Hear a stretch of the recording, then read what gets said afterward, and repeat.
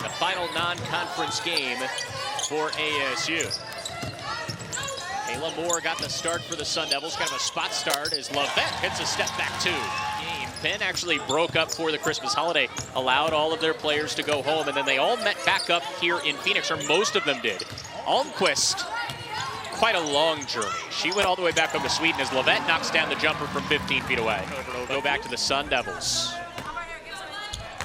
This was a really good job of them being patient. It's not something, yeah, and I would give credit to their team just being able to stay within themselves and do what they practice. I'm sure that helps keep it consistent so they know what to expect. Not necessarily the prettiest of possessions for the Quakers. They had some good looks there, but couldn't quite finish.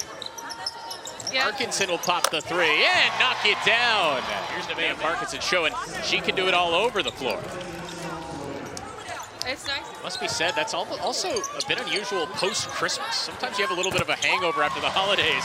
Parkinson knocks down the mid-range too. She's been in her bag so far in this first quarter. My favorite to catch from the inside and then an opposite skip. Lovett. Short corner J for Moore. There's 5 in a row for Michaela Moore. Yeah, she does picker. I don't know too much about football, but same thing, how it's very particular. That helps. Good ball movement. Speaking of which, for Arizona State that time, right into the pocket of Funk. Offensively for Arizona State, they're just hanging in because they're knocking down threes. Meanwhile, for Penn, they're easier looks. Jackson. Off to the corner. Fauntleroy to the mid-range. A jump shot's good. Kennedy Fauntleroy knocks it down and ends the first half with a bang for Arizona State. For Parkinson, she's now nearing in on what could be a really special game for her. 17 already in this game as Moore knocks down another three. Now into the corner, it's Gale. 7 to shoot for Collins. Crossover on Parkinson. Got inside, and the lefty layup is pure. You mentioned Kennedy Basham in this game. Yeah, foul trouble at issue, 2 fouls, but she's only played 9 minutes. Coast to coast, the lay-in is good. Lovett, who's shown some bright spots offensively, going back to the well, and boy, she is so tough to defend. Another 2 that time for Lovett. Yeah, I could see her having a great career as well. Jackson just ripped that ball free. Skinner, a transition 3. It's good. And Arizona State has their largest lead of the game of 4.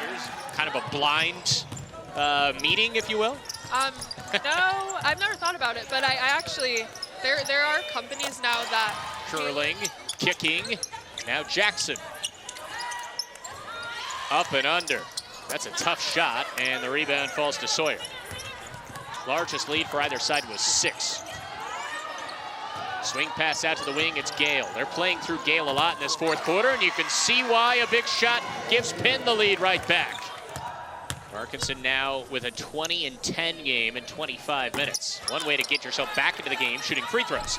She splits. They're now just 4 of 8. One more free throw for Caldwell. Got it to go, we're tied at 66. Calling for the screen from Parkinson. Rolls to her left, gets inside of the block. Fall away 2 is good. Penn still has 1 timeout remaining, so they can advance it. Yeah, you can see Coach McLaughlin wanting that timeout already.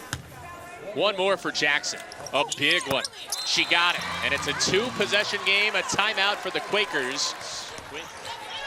As Gale will pick this up, throw it ahead, desperation 3 won't go, and it's Arizona State outscoring Penn by 8 in the fourth quarter, and they pull off a 73-67 win